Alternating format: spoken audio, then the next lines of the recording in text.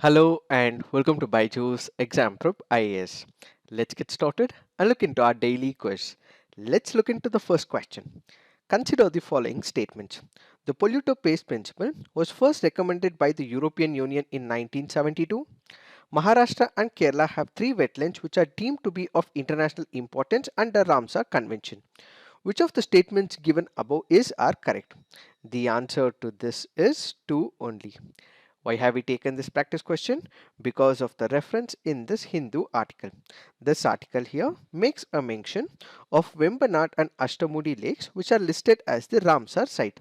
So remember, Kerala has three Ramsar sites of international importance. One happens to be Vembanad, second happens to be Ashtamudi lake, which is the third one is what you have to put on the comment section. So the second statement which reads Maharashtra and Kerala have three wetlands which are deemed to be of international importance under Ramsar Convention. Yes, this statement is right. Now when you look into the first statement, the polluter pays principle was first recommended by the European Union in 1972. This statement is wrong. Why? That is because it was not proposed by the European Union, but instead it was proposed by the Organization for Economic Cooperation and Development, which is nothing but OECD, back in the year 1972. This article also makes a reference to the polluter pays principle. What is this concept of polluter pays principle? As the very name denotes, whoever pollutes that region or a space will have to pay to the government or to the victim, which means let's assume for a moment there is a river. There is also an industry. This industry will ideally have to make sure that it does not dump any waste into this particular river or to the oceanic water. But what does it do? It starts dumping the waste into this river, and as a result people start consuming river water. They also use it for drinking water purposes as well. A number of victims start suffering because they are actually drinking polluted water. Ideally, this industry should not have dumped the waste and the polluted water. Since it is this industry which is polluting the river, it is polluting, so they have to pay the victim. So on one side, they are harming the river, on the other side, they are hurting the victims as well. So therefore, whosoever pollutes the river, whosoever pollutes the environment, whosoever pollutes the ecology, they have to pay to the government and to the victims, which is called as the polluter pays principle. So remember, the polluter pays principle is a practice where whosoever, in case they pollute the environment, they have to pay the responsibility for it and ultimately pay the government as well as the victims. We have one of the landmark judgments, which is Vellore Citizens Welfare Forum versus the Union of India, where it said that polluter pays principle as the absolute liability for harm to the environment extends not only to compensate the victims of pollution but also the cost of restoring the environmental degradation. So pay the victim and also pay the government because you have harmed the environment, says Vellore Citizens Welfare Forum versus the Union of India. Now let's look into the next practice question. With respect to parole, which of the following statements are correct? It is the right of the prisoner. The sentence of convict goes along with the parole period. It can be granted a number of times. Which of the statements are correct? The answer to this is 3 only. Why have we taken this practice question? Because this article on the Indian Express makes a reference to parole. Let us try and understand what is this concept of parole, what is the difference between parole and furlough, and we will understand what are these statements. When you look into the first statement, it reads, it is the right of the prisoner. Remember, it is not the right of the prisoner. It is the discretion that is given to the prisoner authorities. They would enable a prisoner to go out or not. But when it comes to the furlough, it is the right of the prisoner. Is parole the right of the prisoner? No, but it is the right of the prisoner under the furlough. So the first statement is wrong. When you look into the second statement, the sentence of convict goes along with the parole period. This statement is also wrong. Why? Let me explain this with the help of an example. Let's say, for example, there is a person who's put behind bars for about 10 years. What would happen if he is released on parole? The number of days that he is out on parole will not be counted as part of the sentence. However, if it is a furlough, let's say he is out for 1 week, he is out for 2 weeks, let's assume hypothetically he is out for about 3 weeks, whatsoever it is. In that case, this will be assumed as part of the sentence, but in furlough, it is not part of the sentence. So if it is 10 years, then he will be put behind bars for 10 years, and this period that he is out, he again has to serve in the prison as well. So the second statement, the sentence of convict goes along with the parole period, is wrong because it goes along with the furlough. The third statement reads, it can be granted n number of times. Yes, this statement is right, but there is a limitation of grant on furlough and it is not on the parole. What is this parole? A person in India, when he is put behind bars, he is convicted, he is into a reformative mode. What we have is the reformative criminal justice system. But what exactly happens? This person who is thrown behind bars will also have to ensure that he is reformed. He also has to keep connection with his family and friends as well. So once in a while, when there is an exigency, when there is an emergency, this person is allowed to go out, not as a matter of right, but on the discretion of the police officers in the prison, and ultimately he would be able to keep his contacts with his family and friends, which is called as a parole. So parole means the release of a prisoner temporarily for a special purpose or completely before the expiry of his sentence on the promise of his good behavior. So this article on the Indian Express also says that the period of parole granted to convicts during the COVID-19 pandemic to prevent overcrowding in prisons and avoid risk of spreading of infection cannot be counted as part of the actual sentence period and has to be excluded from it. Now let's look into the next practice question. Which of the following statements are correct? No alteration in the boundaries of a tiger reserve shall be made except on a recommendation of the Tiger Conservation Authority and the approval of Secretary Ministry of Environment, Forest and Climate Change. Project Tiger is a tiger conservation program launched by the Government of India during Prime Minister Indira Gandhi's tenure. It is a centrally sponsored scheme of the Ministry of Environment. Which of the statements are correct? The answer to this is 2 and 3 only. Why have we taken this practice question? Because this article on the Indian Express makes a reference to Project Tiger. Let us try and understand what are these statements.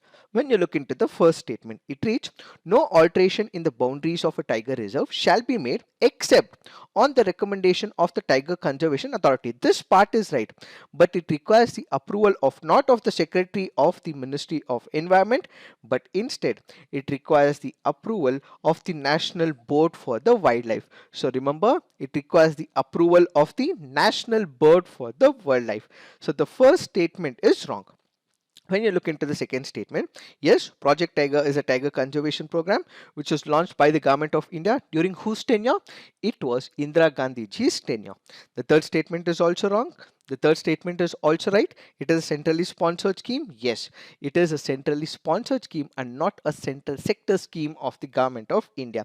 Since the first statement is wrong, second and third statement are right. The answer to this would be 2 and 3 only. Now, if you look into the Project Tiger, it is very important from the civil services examination point of view. And Project Tiger was launched by Indira Gandhi government in 1973 from Jim Corbett National Park in Uttarakhand. The government passed the Wildlife Protection Act in 1972 for the protection and preservation of different species in 1973. Project Tiger was launched with the ambitious aim of increasing the population of the tiger. Basically, the government felt that the tigers' number were dwindling, it was declining over a period of time. In order to give boost to its numbers, what we had was the Project Tiger initiated by the Government of India. Now let's look into the next practice question. With respect to Abel Prize, which of the following statements are correct? The Abel Prize is awarded annually to outstanding international mathematicians. It is administered by the Norwegian Academy of Science and Letters on behalf of Norwegian government. Which of the statements are correct? The answer to this is both. Why have we taken this practice question? Because of the reference in the Indian Express article. So first awarded in 2003, The Abel Prize recognizes pioneering scientific achievements in mathematics. It is named after Norwegian mathematician Niels Henrik Abel. Who is he? He happens to be one of the noted Norwegian mathematician who has left a big impact in the field of mathematics. He was the innovator in elliptic functions. He was discoverer of Albanian functions as well. He made all his discoveries while living in crippling poverty, and he passed away at the age of 26, and he suffered from tuberculosis, as a result of which he passed away. The prize was established by the Norwegian Parliament in 2002, marking the 200th anniversary of Niels Henrik Abel's birth. Notably, the prize was first proposed in 1899. In 2001, as Abel's 200th birth anniversary drew close, a working group was formed to develop a proposal for such a prize. It is awarded and administered by the Norwegian Academy of Science and Letters. It is financed by the Norwegian government, which also does not tax the prize money. The recipients are chosen by the Abel Committee, and it has some expert mathematicians as well. And this year, Argentinian American Louis Caffarelli has won the 2023 Abel Prize. Now let's look into the next practice question. On which one of the following rivers is the Tehri hydropower complex located? Alakananda, Bhagirathi, Dauliganga, Mandakini. The answer to this is Bhagirathi. This happens to be a previous year question from the year 2008. Now, as part of the assignment, you have to put on the comment section which is the highest dam in India. Which is the highest dam in India is what you have to put on the comment section. Now let's look into the fact of the day. The fact of the day for today's discussion is National Rabies Control Program. Let us try and understand what is this program initiated by the government of India. Rabies happens to be one of the maternal disease. It is an illness you get from the infection because of the RABV virus. It causes number of symptoms like seizures, hallucinations, paralysis, so on and so forth. But this happens to be a preventable viral disease, and most of it is transmitted because of a rabid animal. The rabies usually infects the central nervous system of the mammals and ultimately causes disease in the brain, leading to the death as well. So when you look into the rabies, which are the sources? What we have is the bats, raccoons and the pets. What we have is more than 50,000 people who pass away because of the bite of the rabbit, and this includes symptoms like headache, heat, loss of appetite, nausea, diarrhea, runny nose, aggression, photosensitivity, cramps, and stage 3 includes paralysis of the eye muscles, salivation from the mouth, and hydrophobia. So the minute a person is infected with rabies, the minute he holds the water, his hand starts shaking as well, which is the hydrophobia. So what are the measures that we may have to take? Flush the wound immediately, go to the hospital, get the vaccination, 6 months quitting alcohol, 6 months do not super cool, and other vaccines will have to be taken immediately, since rabies is responsible for extensive morbidity and mortality in India. The government has taken up this initiative. The central government has launched the rabies control program for prevention and control of rabies, and this includes provision of rabies vaccine, rabies immunoglobulin through national free drug initiatives, training on appropriate animal bite management, prevention and control of rabies surveillance and intersectoral coordination, strengthening surveillance of animal bites and rabies death reporting, and creating awareness about rabies prevention as well. In fact, the Animal Welfare Board of India has also requested the concerned authorities to take appropriate action and effectively implement Animal Birth Control of Dogs Rules of 2023 to control the dog population.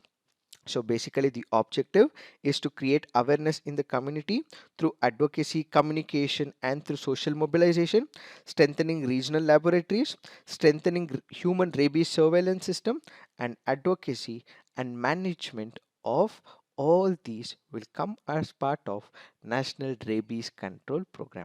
It is this that we have to understand with respect to this topic. So this is it for today. Thank you for watching. All the best.